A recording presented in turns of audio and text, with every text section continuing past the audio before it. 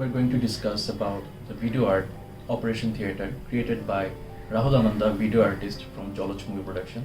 He is also a well-known singer from the band Joler Gan, Bangladesh. Through his work, he critiques global apathy and exploitation, showing powerful figures manipulating vulnerable areas globally. Through striking imagery, it reveals greed, environmental issues, and also human suffering all over the world. The video starts with a green screen with the letters Operation Theatre.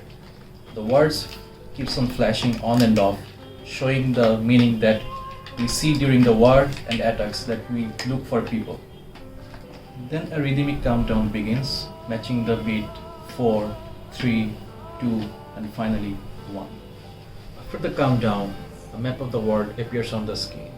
As the camera zooms in on the map, we see the words appear like climate, apathy, oil, slavery, starvation, and displacement. Next we see a watermelon shaped like an oval representing the earth.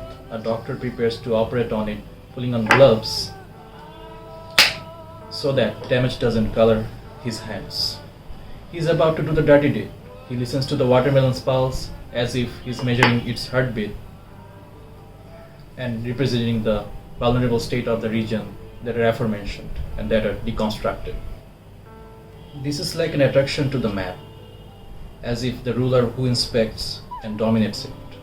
Then he uses blood pressure on the map, as if he's trying to suffocate and pressurizes. And also, at the end, he tries to bite the watermelon, as if it shows cruelty and rough behavior.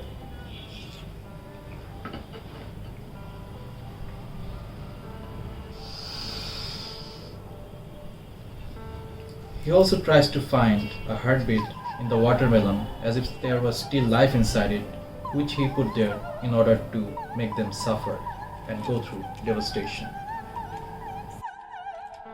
And after we see him devouring the watermelon quite devilishly, like a fascist or consumerist will devour the whole property and resources of an occupied land, we see him searching for something inside the division of the watermelon.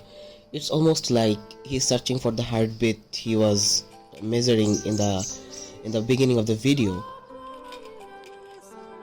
He performed the search with quite a smile, and as the camera zooms in, we can see his teeth grinding with glaring cruelty, like he's enjoying the act of grinding the watermelon. After a while, we can see him taking out the fish out of the mess and putting it on a plate. At the same time, we hear some sound of dripping liquids in the background.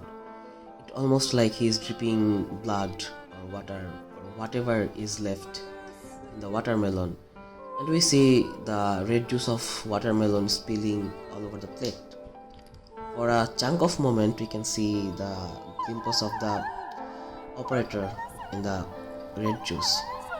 It symbolizes that no matter how much they try to hide the oppression, hide their cruel acts with gloves or whatever, the blood will always remember.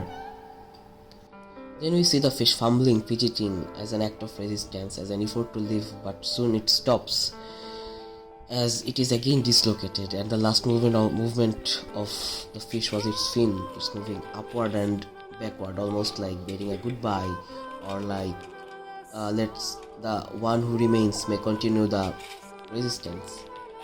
Meanwhile, the operator is trying to stitch the cut of the watermelon, as there is still resources inside, and also, of course, he has to cover up his crime. The dying fish then again appears at the camera with a superimpose effect, like hallucination happens for the lack of breath, and nobody is trying to save it, and it is glaring at us with its scowling eyes with the question, what is more important, saving lives or saving resources? Meanwhile, the operator finishes his stitching with a visible red thread. The watermelon stays, as the world stays, and we see another person entering in the white dress, mostly to perform another operation again, to claim ownership over resources, to control, destroy, diminish life and climate.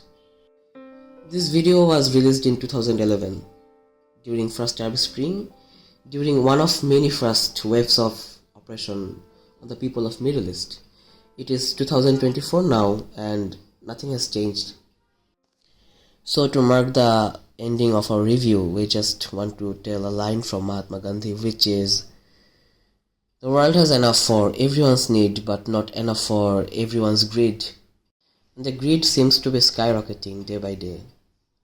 And will one world be enough to cool it down?